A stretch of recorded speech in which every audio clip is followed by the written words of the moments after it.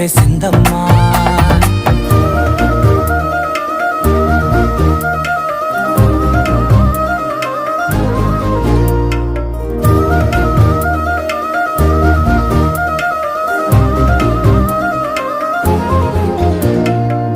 ఏకాంతాలన్నీ ఏకాంతం లేక ఏకరువే పెట్టాయే ఏకంగా, సంతోషాలన్నీ సెలవన్నది లేక మనతోనే కొలువయ్యే మొత్తంగా, స్వాగతాలు లేని ఒంట్లో ఉండలేక విరహం కనుమరుగయ్యే మనతో వేగలేక, కష్టం నష్టం